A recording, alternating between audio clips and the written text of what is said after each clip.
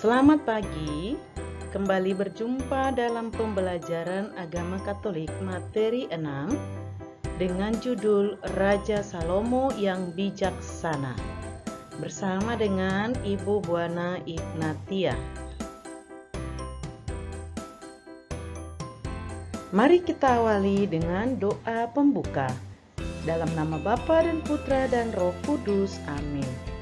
Allah Bapa yang Maha Baik, pada kesempatan ini kami akan belajar mengenal kebijaksanaan-Mu lewat tokoh-tokoh, terutama Raja Salomo.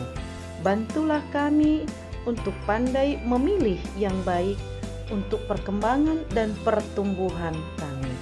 Demi Kristus Tuhan dan pengantara kami. Amin. Dalam nama Bapa dan Putra dan Roh Kudus. Amin.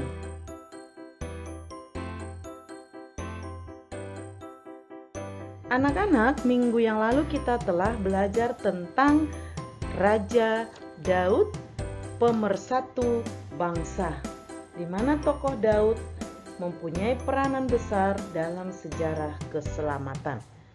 Selanjutnya kita akan mempelajari tokoh-tokoh Raja Salomo. Tujuan pembelajaran kita yang pertama adalah mengenal kebijaksanaan Salomo.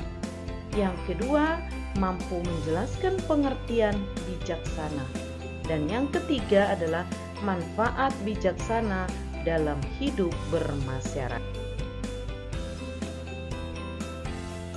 Sebelum melanjutkan pembelajaran kita tentang Raja Salomo, mari kita terlebih dahulu menyimak kisah cerita tentang kerbau dan buaya. Siang yang cukup terik, kerbau sedang menghabiskan waktunya untuk berteduh di pinggir sungai.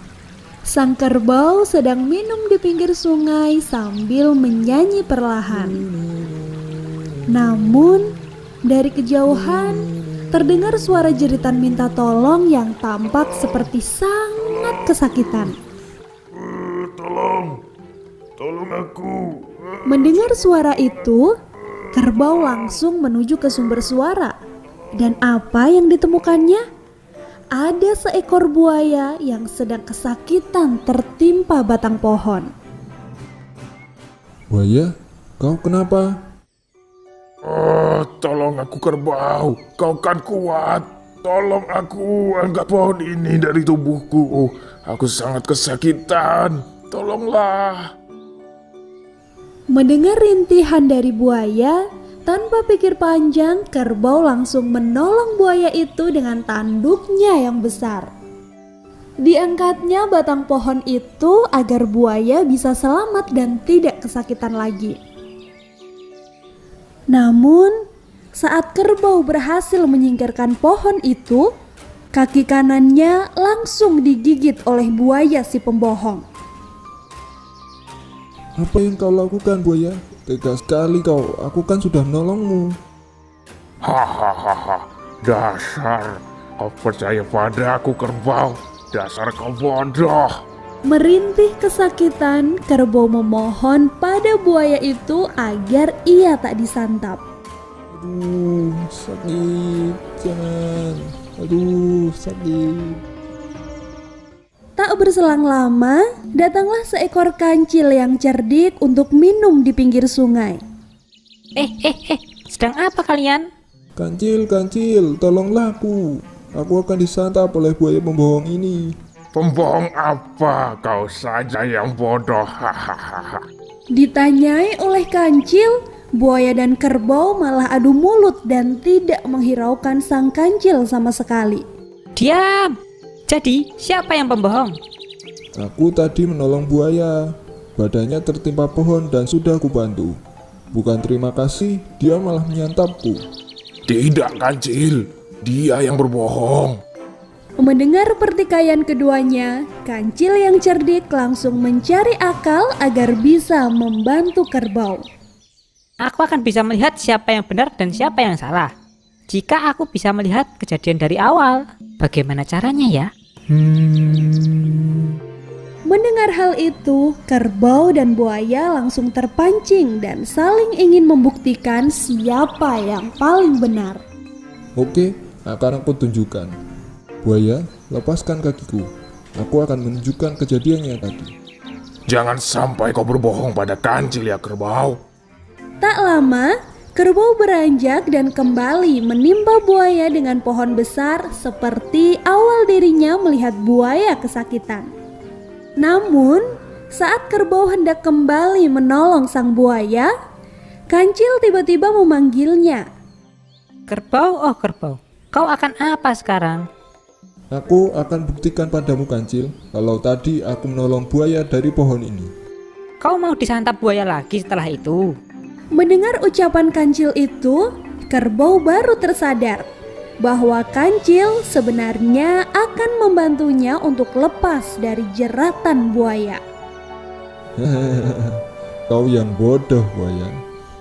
Bersama dengan kancil, kerbau langsung pergi meninggalkan buaya yang masih terus tertimpa pohon. Pesan cerita kerbau dan buaya yang pertama adalah kita harus mau menolong sesama kita, terutama yang menderita, seperti kancil dan kerbau.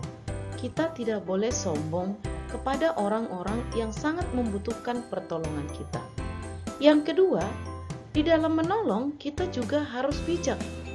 Meskipun kita baik, tetapi kita juga harus hati-hati agar kita tidak menyesal kemudian. Maka dibutuhkan sikap yang bijaksana.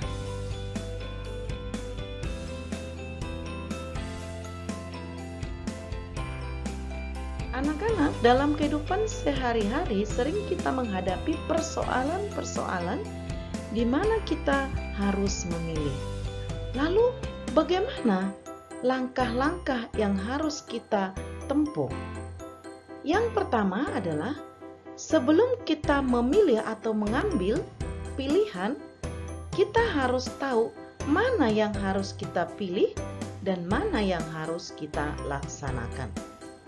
Setelah itu, yang kedua, dalam mengambil sebuah keputusan itu juga diperlukan pertimbangan-pertimbangan yang matang. Yang ketiga, dalam mengambil keputusan juga kita harus bijaksana agar nanti kita tidak menyesal di kemudian hari, seperti yang dilakukan kancil dan buaya tersebut.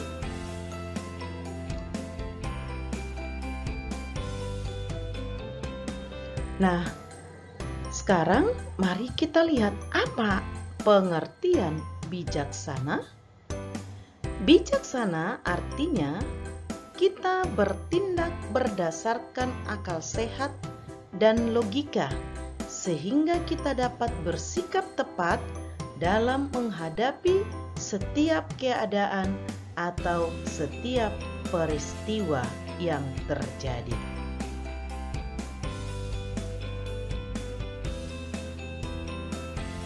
Anak-anak, siapakah teladan kebijaksanaan? Kita mengenal teladan kebijaksanaan dalam kitab suci, yaitu Raja Salomo. Salomo adalah termasuk raja ketiga di kerajaan Israel. Salomo adalah anak kedua dari Raja Daud dengan istrinya yang bernama Batseba.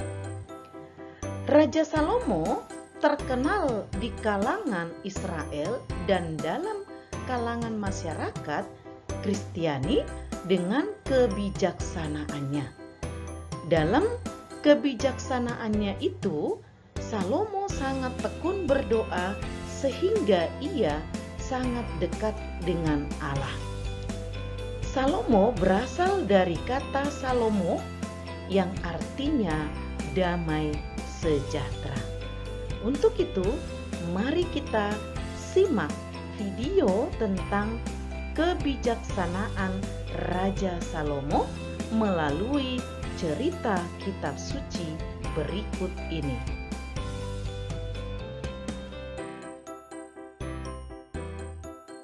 Cerita ini diambil berdasarkan kitab 1 Raja-Raja bab 3 ayat 1 sampai 28.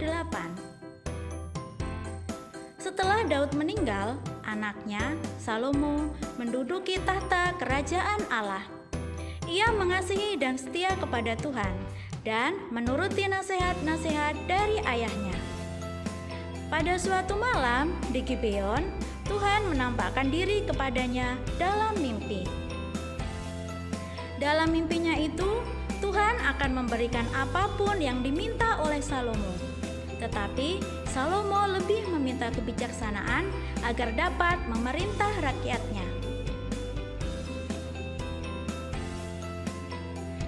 Pada suatu ketika, datanglah 2 orang perempuan menghadap Raja Salomo. Mereka memperebutkan seorang bayi.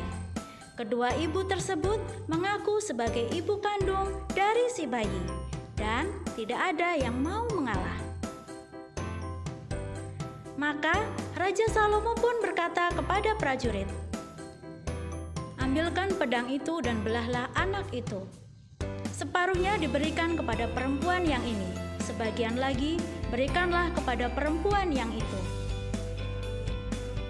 Mendengar keputusan ini, salah satu dari ibu tersebut berkata, "Saya mohon ya Tuanku, berikanlah anak yang masih hidup ini kepada perempuan itu. Jangan membunuhnya." Tetapi ibu yang satunya lagi justru meminta Raja Salomo untuk tetap membelah bayi tersebut, karena menurutnya hal itu sangat adil.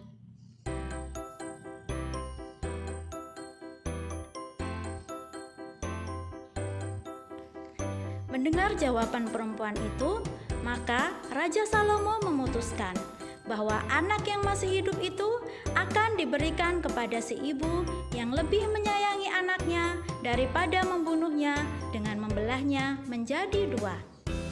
Akhirnya, seluruh Israel mengakui bahwa kebijaksanaan Raja Salomo yang diberikan Allah adalah untuk melakukan keadilan.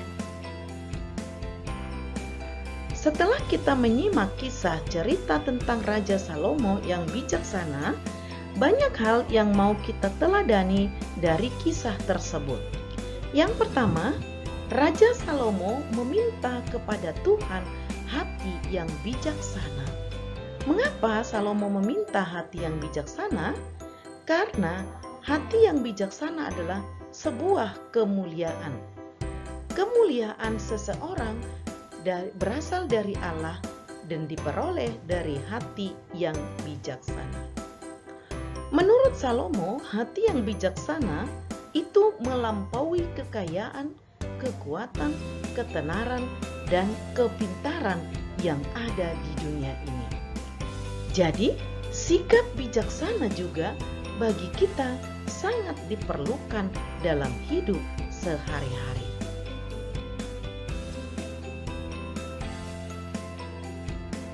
Anak-anak, perlukah bersikap bijaksana dalam hidup sehari-hari? Ya, tentu. Karena sikap bijaksana sangat banyak manfaatnya.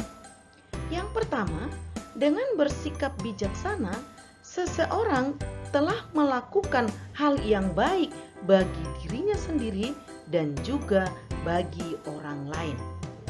Orang yang bersikap bijaksana tentu akan dihormati dan disegani oleh orang-orang. Dengan bersikap bijaksana, kita juga akan dipercaya dan diberikan tugas yang lebih penting dalam kehidupan bersama. Maka bersikaplah bijaksana, karena dengan bersikap bijaksana juga akan tercipta keadilan dan kerukunan baik dalam keluarga, masyarakat, dan negara kita. Baiklah, anak-anak terkasih, nanti tugasmu adalah mengisi kuis teka-teki silang yang ada di PowerPoint. Setelah itu, mari kita tutup pembelajaran kita hari ini dengan berdoa. Anak-anak, Sebagai pengganti doa penutup kita, mari kita mendaraskan Kitab Mazmur 72 ayat 1 sampai 20 halaman 79. Terima kasih, sampai jumpa minggu depan.